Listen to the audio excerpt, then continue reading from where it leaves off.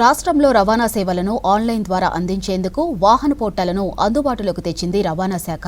బేగంపేటలో వాహన పోర్టల్ సేవలను ప్రారంభించారు రవాణా శాఖ మంత్రి పొన్నం ప్రభాకర్. దీంతో ఇక నుంచి జాతీయ వాహన పోర్టల్లో తెలంగాణ రవాణా సేవలు అందుబాటులోకి వచ్చాయి. వాహనాల ఆన్లైన్ రిజిస్ట్రేషన్, బదిలీతో పాటు ఇతర రవాణా శాఖ సేవలు సులభతరం కానున్నాయి. ఇక కేంద్రం తీసుకువచ్చిన వాహన పోర్టల్లో తెలంగాణ చేరడంతో రాష్ట్ర వ్యాప్త వాహనాల సమాచారం జాతీయ డేటాబేస్లోకి వెళ్లనుంది.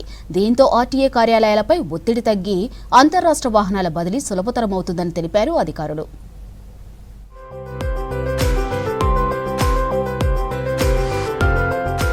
తెలంగాణ వాహనదారులకు మరో గుడ్ న్యూస్ చెప్పింది రవాణా శాఖ. రెండో వాహనంపై 2% లైఫ్ ట్యాక్స్ రద్దు కానుంది. గతంలో కాలుష్య నియంత్రణలో భాగంగా లైఫ్ ట్యాక్స్ తీసుకువచ్చినప్పటికీ ప్రస్తుతం 2% పన్ను ప్రభుత్వం రద్దు చేయడంతో వాహనదారులకు ఉపశమనం లభించనుంది.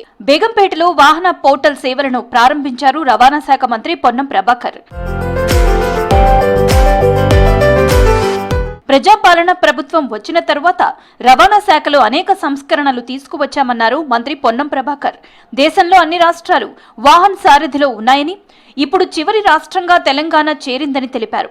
గత సంవత్సరం తెలంగాణ ప్రభుత్వం సారథిలో చేరిందని గుర్తు చేశారు. రాష్ట్రంలో 15 చెక్ పోస్టులు ఎత్తివేయడం, స్క్రాప్ పాలసీ, ఏటీసీ సెంటర్ల ఏర్పాటుకు చర్యలు తీసుకుంటున్నామని తెలిపారు పొన్నం ప్రభాకర్. ప్రభుత్వం ఒక గొప్ప అవకాశం ఇచ్చింది. కన్స్యూమర్ ను ఇంకా మీ దగ్గరికి చేర్చే ప్రయత్నం చేసినాం. రిజిస్ట్రేషన్ కు సంబంధించి ఆర్టీఓ ఆఫీస్ కు పోయే అవసరం లేకుండా షోరూమ్ లోనే చేసే అవకాశం ఇచ్చినాం. కాబట్టి షోరూమ్ తెలంగాణ వ్యాప్తంగా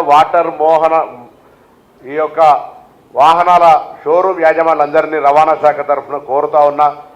ఈ యొక్క రిజిస్ట్రేషన్ల వ్యవహారం లోపల పారదర్శకతోటి త్వరగా వెంటనే కన్స్యూమర్ కు మీ వాహన కొనుగోలుదారులకు ఎటువంటి ఇబ్బంది లేకుండా చర్యలు తీసుకోవాలని ఈ సందర్భంగా వాహన డీలర్లందరికీ, తెలంగాణ అన్ని రకాల వాహన డీలర్లందరికీ కోరుతాను. వాహనాలు కొనుగోలు చేసిన షోరూంలలోనే రిజిస్ట్రేషన్ జరుగుతుందన్నారు మంత్రి పొన్నం ప్రభాకర్. హైదరాబాద్ లో అన్ని డీజిల్ ఆటోలు రెట్రోఫిట్ చేయాలని ప్రభుత్వం నిర్ణయించింది. 2016లో ప్రారంభమైన వాహన సారథిలో మనం ఇప్పుడు చేరామని, గత 10 ఏళ్లలో బీఆర్ఎస్ ప్రభుత్వం పట్టించుకోలేదని విమర్శించారు. ఆర్టీసీని ప్రభుత్వంలో విలీనం చేయడం, కార్మిక సంఘాల గుర్తింపుపై చర్చిస్తున్నామని తెలిపారు.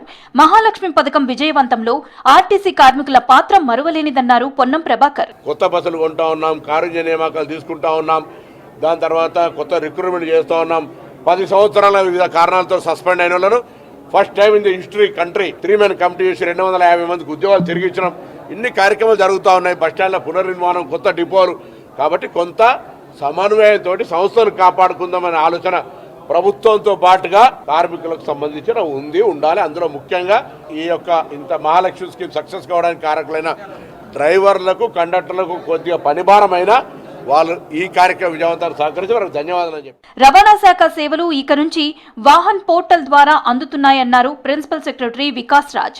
లైసెన్స్లు, రిజిస్ట్రేషన్లు, బదిలీలు, ఎన్ఓసీలు, ఫిట్నెస్, పర్మిట్, బీమా, ఇంజిన్, చాసిస్ నెంబర్ వంటి సమాచారం ఈ పోర్టల్లో నమోదవుతుందని తెలిపారు. వాహనంలో 52 సేవలు, సారథి ద్వారా 26 సర్వీసులు అందిస్తామని తెలిపారు. ఆల్మోస్ట్ లాస్ట్ 1 ఇయర్ నుంచి ఫస్ట్ సారథిని మూవ్ చేసాం. తర్వాత Vahan 1 by 1 whatever reforms are there దాన్ని తీసుకువచ్చి making the services easier, all India available. ఇవి అంతా దృష్టిలో పెట్టుకొని మిగతా అన్ని whatever reforms, whatever best practices మిగతా స్టేట్స్లో ఉన్నాయి, నేషనల్ లెవెల్లో దేన్ని ప్రమోట్ చేస్తున్నారు అన్నిటినీ ఇక్కడ స్టేట్లో కూడా మనం తీసుకురావాలని ఇది దృష్టిలో పెట్టుకుని చేయడం జరిగింది. ఈ డీలర్ పాయింట్ రిజిస్ట్రేషన్ ఏదైతే ఉందో వాహనంలో ఈరోజు స్టార్ట్ చేశారు. అంటే మొన్నటి వరకు మనం ఒరిజినల్ మన సిఎఫ్ఎస్టీ పోర్టల్లో మనం డీలర్ పాయింట్ రిజిస్ట్రేషన్ ఆల్మోస్ట్ ఒక 2 months మనం పైలట్గా రన్ చేశాము. దానిలో ఉన్న సాధక బాధకాలన్నీ కూడా అధిగమించి ఈరోజు ఆల్ ఇండియా పోర్టల్లోకి మనము వాహన్ పోర్టల్లోకి మనం వెళ్ళాము. ఈరోజు మాత్రం first new registration of vehicles, అంటే ముఖ్యంగా ఫుల్లీ బిల్డ్ వెహికల్స్, 2 వీలర్స్ అనండి, 4 వీలర్స్ అనండి, ఫస్ట్ అయితే మోటార్ సైకిల్స్, కార్ స్టార్ట్ చేశాము. వాహన సారథి పోర్టళ్లను వాహనదారులు ఉపయోగించుకోవాలని సూచించారు ఆర్టీఏ అధికారులు.